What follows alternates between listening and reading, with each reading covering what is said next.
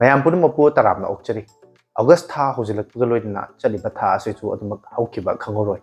September tha yausilakpu matamda Apple haiba company asina chahi khudingi anouba iPhone gi series sing iPhone 17 series andaki chahi gi September tha da su launch soidana makki tawragani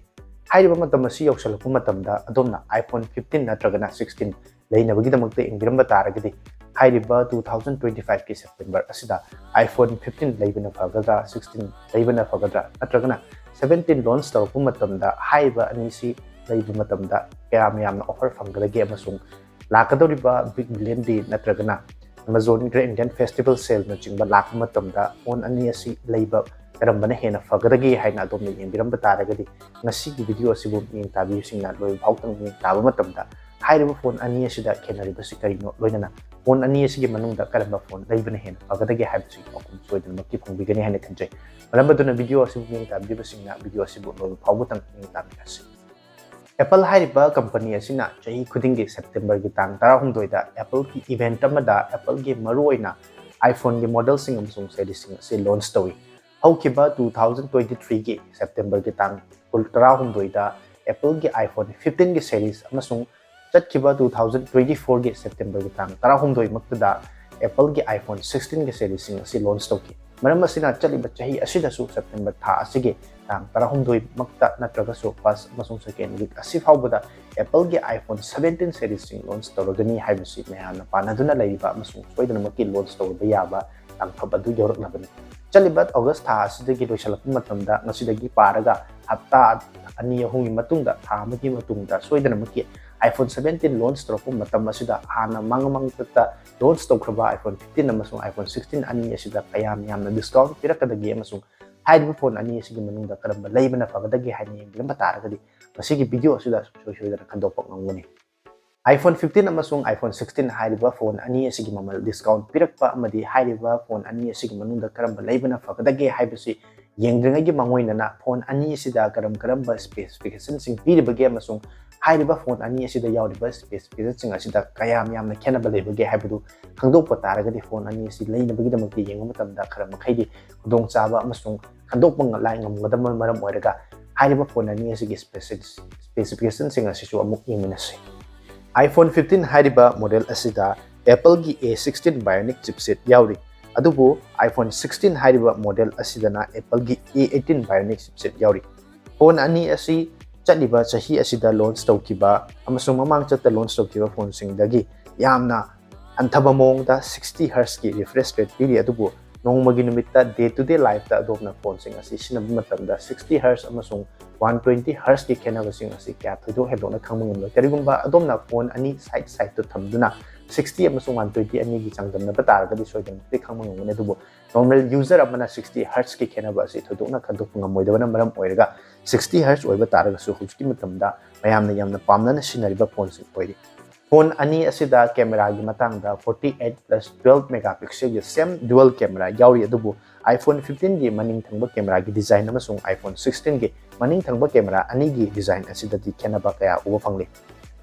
battery gi matangda iPhone 15 da 3349 mAh ki battery ni aduga iPhone 16 dana 3561 gi mAh piri iPhone 15 da 20 watt ki fast charging amasung iPhone 16 da su chap manana 20 watt ki fast charging piri iPhone 15 da iOS 17 loinana 5 years ki OS update pigane haina company na claim tawri amasung iPhone 16 da su iOS 18 amasung 5 years ki update pigane haina company na phongdoki Apple gi A16 haiba chipset asi 4 nanometer da saba dukumba chipset amani loinana Apple gi iPhone 16 da yauriba A18 haiba chipset asi 3 nanometer da saba chipset amani haiba phone animakta LPDDR5 ki RAM amasung phone ani asida piriba processor asigi matangda khajitang changdana duna yengba matamda 3 nanometer da sariba A18 haiba bionic chipset asina kara power amasung battery efficient oibana maram oiraga processor gi matangda A18 bionic chipset yauriba Apple gi iPhone 16 na kara khajik help oina leiri display gi matangda phone ani makta 6.1 inch oiba super AMOLED display haina khangnaba Apple gi damakta di super retina display haiga khangnaba dugumba super AMOLED display si piri phone animakta IP68 ki water resistant oiba 6 meter faba 30 minutes ising manungda thamba matamda isingdagi protection piba ngamba adugba device ngaktani. iPhone 15 da 15 watt ki wireless charging piri amasung iPhone 16 dana 25 watt ki fast charging yauri.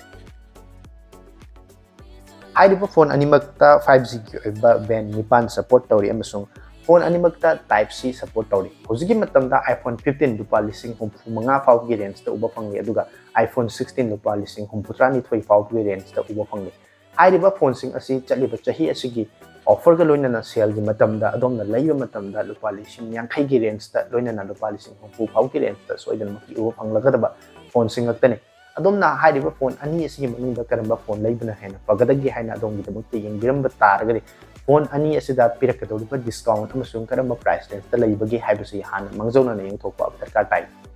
Apple hairiba company asina chaliba chahi asigi September thada iPhone 17 ki series sing launch tawraba matamda iPhone 15 amasung 16 da discount pirakpa asi soidan maki pirakalagadaba afama mani chakiba chahi kaya da su iPhone series sing anouba launch tawraba matamda mamang chadita launch tawkiba ariba model sing da offer pirakiba amasung phone khara ama hairiba company asigi list tagi matam pumbagi oina delist tawkiba su adumak thengnari. Aduna adomna iPhone 15 natragana 16 hairiba model sing asi daina bagida matta yengbiramba taragadi hojiki matamda su adumuk laiba yaba chaliba chahi asida adumuk sinaba yariba phone sing aktamak oiri iPhone 15 da lupa lising humpu manga gi range da hojiki matamda ubu fangliba asi Big Billion Day sale haina khangnaba Flipkart ki sale amasung Amazon gi The Great Indian Festival sale hairiba asi hairiba sale sing asigi matamda lupa lising yankai dagina yankai manga fau gi manungda soidana maki card discount ga yaudana uragadaba adugumba phone ama oiri loinana iPhone 16 hairiba hojiki matamda lupa lising humpu tra manga gi range ta uba phangliba phone asi lupa lising humpu dagina humpu manga fau gi range ta hairiba sale sing asigi matamda Amazon gi The Great Indian Festival sale amasung Flipkart gi The Big Billion Day sale hairiba matam asida lupa lising humpu dagina humpu manga fau gi manungda card offer ga loinana uba phanglagadaba phone sing akta oibana maram oiraga karigumba adom gi budget range aduna lupa lising yankai dagina humpu fau gi range laiba taragadi adomna karigumba iPhone 15 ama laina bigina makte biramba targa su masidagi hawraga chahi ani natraga ahum phawba adumak tangai fadana fajana sinaba yagadaba phone ama oibana maram oiraga value for money package aba phone ama haijaba taragadi iPhone 15 hairiba model asi laibada hendok thoidokna faraba phone ama soidana makki oigani adubu karigumba adomna iPhone 16 gi chatiba model maning thangba camera gi vertical oiba layout amadi type C oiba tanatana hairiba phone asida yawsak iba ahenba features ama haiba taragadi 25 watt ki fast wireless charging yaba aduga loinana hairiba phone asida dedicated oina camera button yawba asina chingba anouba model sing yengbiramba amasung pambiba taragadi iPhone 16 hairiba phone asisu chaliba sale adugi matamda soidana maki ahongwa malda panggadaba oibana maram oiraga iPhone 16 natragana 15 anima asigi manungda adongi budget amasung pambiba design ni matungina laiba matamda khwaidagi hena hendok thoidokna faragadaba phone sing akta oiri adubo hairiba phone sing asi adomna hojik laina bagi dam yengbiramba taragadi chaliba September lakadoriba September tha asida iPhone gi 17 series launch tawragadaba namaram oiraga hairiba phone sing asi launch tawrku matamda mamal sing tatharakba loinana Amazon amasung Flipkart ki The Big Billion Day sale na chingba sing laku matamda laiba matamda hairiba phone sing asi matam aduda laibana khwaidagi hena faba option oigani haina khanjaraga lakadoriba September tha asida iPhone 17 launch tawrakadaba namaram oiraga phone sing asigi matangda laina bigidamukte yengbiramba amadi karamba phone hena pagadagi haina yengbiramba singidamakta ngasigi video asi komjandaduna semjaba tetakpa video aduni hairiba video asida phone ani sigi matangda comparison oina so video asida specification Taorakpa maruiba specification khara khaktamak khangatjaraga semjabni maduna hairiba video asida phone ani asigi makhataba specification mayam ama chitha nan thawba soidana maki yaugani hairiba sing adugi matangda hena khangbininba amasung palaningba natragana hairiba sing matangda khangbininba leiraga sunga sigi video gi comment section da sung soidana comment tawbiram amasung adugi matangda mayam gi comment pakum soidana maki pijarke masigi oinadi video asi matang asta losin janaba honajari video asibu miyang tabiriba sing channel asida nongna changbirak pasing na video asibu like tawsin biramo channel asibu subscribe tawbiramo karigumba domna video asibu like tawbu matamda like tawkraba matung nakanda hype aina tholaiba adubu nambiramagadi aigidamaktage hai ngai litana tawmal khangba uchari amasung mayam punamakta madu nambinabagidamukta su request tawjari masigi oinadi video asi matang asta losin jage anouba amadi nungairaba video ama pudun lakpa ngamnab honajage matum adu fawbugidamukta mayam punamaktage kaina biya thang nijari